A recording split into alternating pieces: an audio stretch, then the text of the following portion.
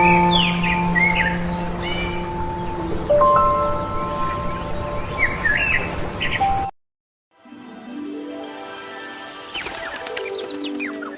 गांव में रघु और दीपक नाम के दो दोस्त रहते थे।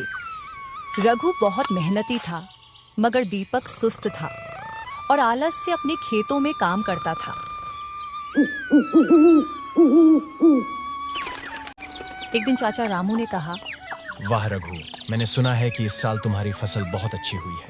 रघु ने खुशी से जवाब दिया, हाँ चाचा, इस बार मेरी फसल बहुत अच्छी हुई है।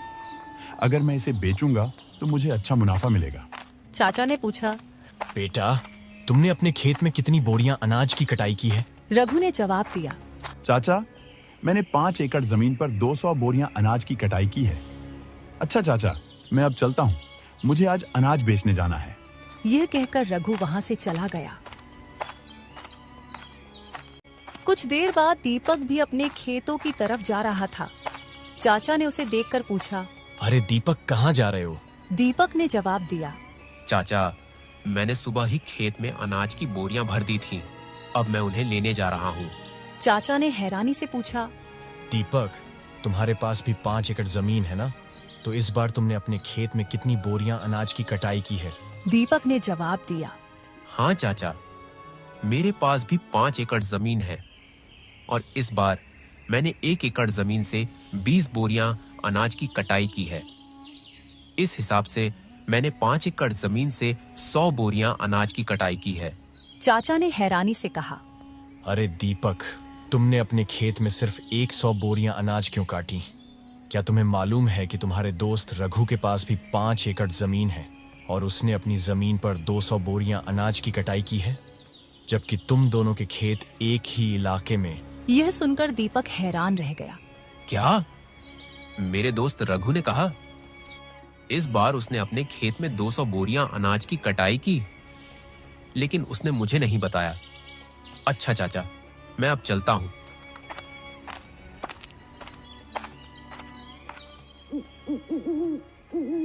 शाम को दीपक अपनी फसल बेचकर घर वापस आया। घर पहुंचने के बाद उसने अपनी बीवी को अनाज के बारे में सब कुछ बताया। उसकी बीवी ने कहा, मैं जानती हूँ कि तुम्हारी फसल क्यों कम हुई है, क्योंकि तुम अपने दोस्त की तरह मेहनत नहीं करते, इसीलिए तुम्हारी उत्पादन कम हुई है। जब तुम्हारा दिल करता है तभी खेत में जाते हो, और अगर ऐसा ही रहा तो हमारा गुजारा कैसे होगा? दीपक ने कहा, इसमें मेरी क्या गलती है? मैं जो कुछ कर सकता हूँ वही करता हूँ। अब तुम ही बताओ, और क्या करूँ? उसकी बीवी ने सलाह दी, आज तुम अपनी जमीन बेचकर रघु के खेत के पास वाली जमीन खरीद लो। अगर रघु के पास 5 एकड़ जमीन है तो तुम भी 5 एकड़ जमीन खरीद लो। रघु से कहो कि अब हम दोनों 10 एकड़ जमीन पर मिलकर काम करेंगे और जो भी मुनाफा होगा हम बराबर बांट लेंगे। दीपक ने कहा, हाँ, तुम ठीक कह रही हो। मैं कल रघु के पास जाकर उससे बात करूंगा, और जितना मैं रघु को जानता हूँ वह मुझे इनकार नहीं करेगा। फिर अगली सुबह दीपक अपने दोस्त रघु के पास गया। कैसे हो रघु? रघु ने जवाब दिया, दीपक, मैं ठीक हूँ। तुम बताओ, सुबह सुबह यहाँ कैसे आना हुआ? रघु, हम दोनों बचपन के बहुत अच्छे दोस्त हैं। तो मैं सोच रहा था कि अपनी जमीन बेचकर तुम्हारे खेत के पास वाली जमीन खरीद लूं, वो भी 5 एकड़, बिल्कुल तुम्हारी जमीन के बराबर। रघु ने खुशी से कहा, हाँ भाई दीपक, खरीद लो, ये तो बहुत अच्छी बात है। मुझे भी एक अच्छा पड़ोसी मिल जाएगा। दीपक ने और कहा, मगर रघु, अगर तुम्हें आपत्ति ना हो तो हम दोनों तुम्हारी और मेरी जमीन पर साथ में खेती करें, क्योंकि अलग अलग काम करने से बेहतर है कि दोनों एक जगह काम करें। अगर हम दोनों मेहनत करेंगे तो हमें अच्छा मुनाफा होगा। रघु ने मुस्कुराकर जवाब दिया, हाँ हाँ भाई दीपक, मुझे इसमें कोई आपत्ति नहीं। चलो हम अपने सेठ मानीराम के पास चलते हैं और जमीन खरीदने और बेचने की बात करते हैं, क्योंकि मेरे खेत के पास वाली जमीन सेठ मानीराम की है। फिर दोनों सेठ मानीराम के पास गए। दीपक ने कहा, सेठ जी, मैं रघु के खेत के करीब वाली जमीन खरीदना चाहता हूँ। सेठ मानीराम ने जवाब दिया, तो खरीद लो, हमने कब मना किया है? लेकिन जमीन खरीदने के लिए पैसे लाए हो? दीपक ने कहा। दरअसल सेठ जी, बात यह है कि मैं अपनी 5 एकड़ जमीन बेचकर रघु के करीब वाली 5 एकड़ जमीन खरीदना चाहता हूँ। सेठ मानीराम ने जवाब दिया। तो खरीद लो, मुझे कोई समस्या नहीं, लेकिन बदले में मुझे तुम्हारी जमीन के साथ 5,000 रुपए भी दो। दीपक हैरान होकर बोला। मगर सेठ जी, मेरी जमीन भी 5 एकड़ है और आपकी जमीन भी 5 एकड़ है, तो आप मुझसे 5,000 रुपये क्यों मांग रहे हैं? सेठ मानीराम ने जवाब दिया। देखो भाई दीपक, जमीन की कीमत समय पर निर्भर होती है। अगर खरीदनी है तो 5,000 रुपए दो, वरना कोई समस्या नहीं। ठीक है सेठ जी, आप 5,000 रुपये ले लीजिए, लेकिन मुझे जमीन दे दीजिए। फिर दीपक ने सेठ मानीराम से जमीन खरीद ली। कुछ दिनों बाद रघु ने दीपक से कहा। सुनो भाई दीपक, हमें कल से खेतों की जुताई शुरू करनी होगी, तो कल सुबह खेत जाने के लिए तैयार रहना। ओह यार, खेतों की जुताई में बहुत मेहनत लगती है। हल के साथ पूरा खेत जोतना पड़ता है। मुझे इस काम से बचने के लिए कोई बहाना बनाना पड़ेगा। सुन भाई रघु, आज मेरी पत्नी के पिता का निधन हो गया है और मुझे उनके घर 12 दिन के लिए जाना होगा। अगर मैं वहां नहीं गया तो यह अच्छा नहीं लगेगा। हाँ भाई दीपक, ये बात तो सही है। वह तुम्हारे पिता जैसे ही हैं, तो तुम वहां जाओ, मैं तुम्हारे हिस्से का काम कर लूंगा। तुम बेफिक्र होकर जाओ। मुझे लगा था कि तुम इस बात पर कभी राजी नहीं होगे। तुम वाकई मेरे बहुत अच्छे दोस्त हो। मैं 12 दिन के बाद वापस आकर तुम्हारे साथ खेतों में मेहनत करूंगा। फिर कुछ दिनों के लिए दीपक अपनी बीवी के घर ससुराल चला जाता है और रघु इस बात से बहुत परेशान था। सुनो, तुम इतने परेशान क्यों हो? क्या हुआ? क्या बात है? कुछ नहीं, दीपक अपनी बीवी के साथ उसकी माँ के घर गया है और खेतों में बहुत काम है। तो परेशान मत हो, मैं उसके वापस आने तक तुम्हारे साथ खेतों का काम करवा दूंगी। अगले दिन से रघु अपनी बीवी राखी के साथ काम करने लगता है।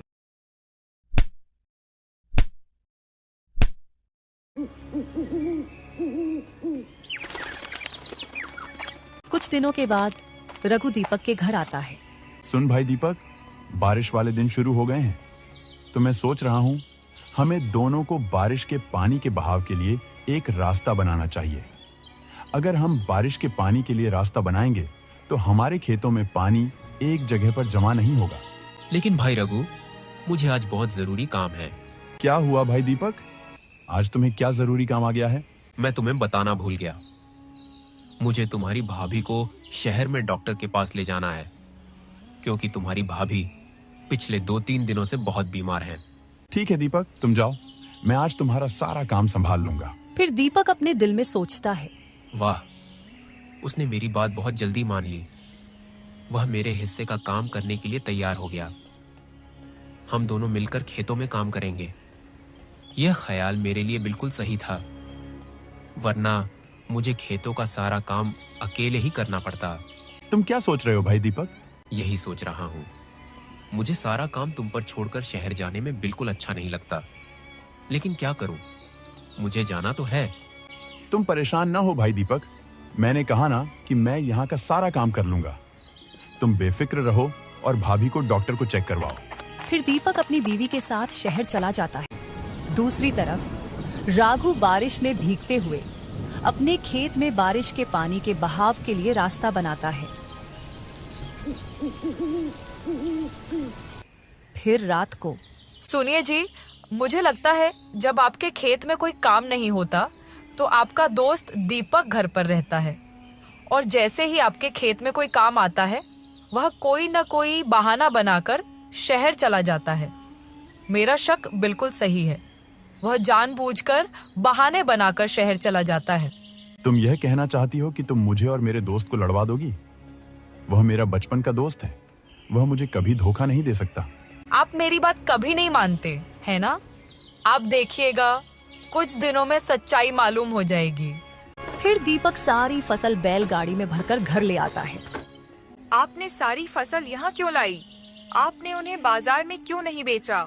भाई रघु अपनी साली की शादी में गया है और वह कल सुबह तक वापस आ जाएगा। जब वह आ जाएगा हम ये बोरे बाजार में बेचने जाएंगे। खुशी की बात है कि आप ये सारे बोरे यहाँ ले आए हैं। मेरे दिमाग में एक आइडिया आया है। क्या ख्याल है, बताओ। यह फसल यहाँ लाना क्यों सही है? देखिए, आपका दोस्त कल सुबह तक वापस आने वाला है और इस दौरान अगर हम ये सारे बोरे अपने घर के पीछे वाले कमरे में रख लें तो सारी फसल का पैसा हमारे पास आएगा। हाँ, तुम बिल्कुल सही हो। लेकिन हम रघु से क्या कहेंगे कि यह सारी फसल कहाँ गई? चिंता मत करो।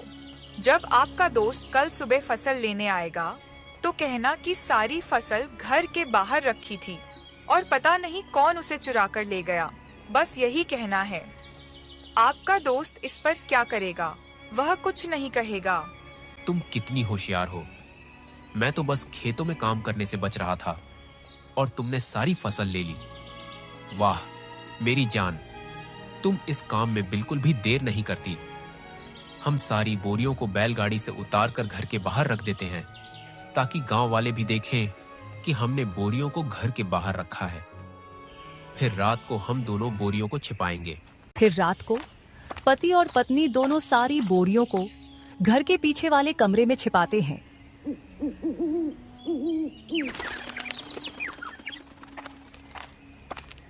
फिर अगले दिन रघु दीपक के घर आता है।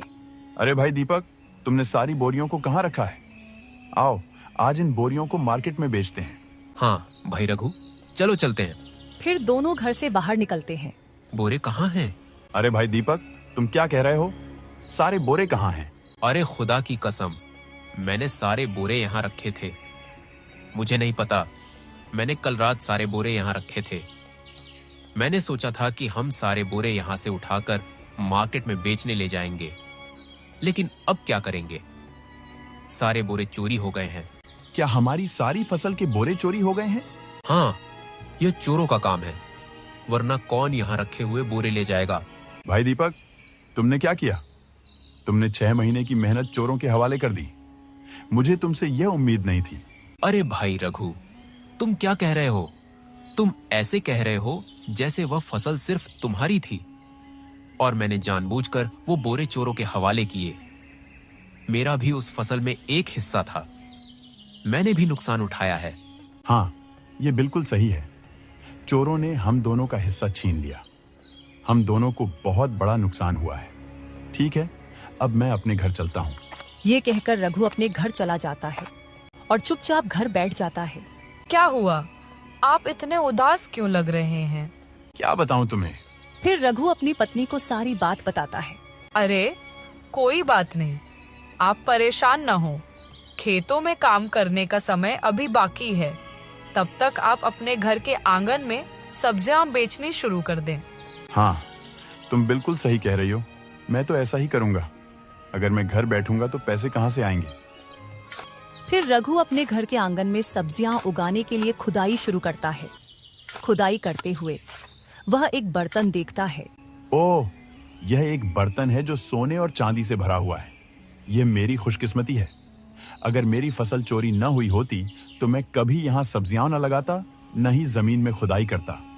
अगर मैं इस बर्तन में से एक सोने का सिक्का भी बेचूं तो मुझे उतने पैसे मिलेंगे जितने मेरी फसल की कीमत थी। फिर रघु अंदर जाकर सारी बात अपनी बीवी को बताता है। यह सब खुदा की करम नवाजी है, क्योंकि आप बहुत मेहनती व्यक्ति हैं। आप हमेशा अपनी मेहनत का फल पाते हैं। और दूसरी तरफ, सुनिए जी, आज रात हम ये फसल मेरे भाई के घर ले जाएंगे और वहाँ रात गुजारेंगे। फिर कल सुबह हम इस फसल को शहर में बेचने जाएंगे। हाँ, तुम बिल्कुल सही कह रही हो। मैं यही करूंगा।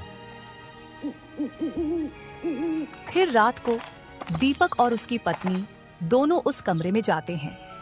वे देखते हैं कि उनकी सारी फसल की बोरियां खराब हो चुकी थी। ओह, क्या हो गया? फसल को जरा भी हवा नहीं लगी, जिस वजह से सारी फसल खराब हो गई। ये सब तुम्हारी वजह से हुआ है। जो मैं अपने हिस्से की फसल पाने वाला था, अब वह भी नहीं मिलेगी। सब कुछ खत्म हो गया। तो दोस्तों, हम इस कहानी से ये सीखते हैं कि हमें कभी किसी के साथ बुरा नहीं करना चाहिए, क्योंकि बुरे लोगों के साथ हमेशा बुरा ही होता है।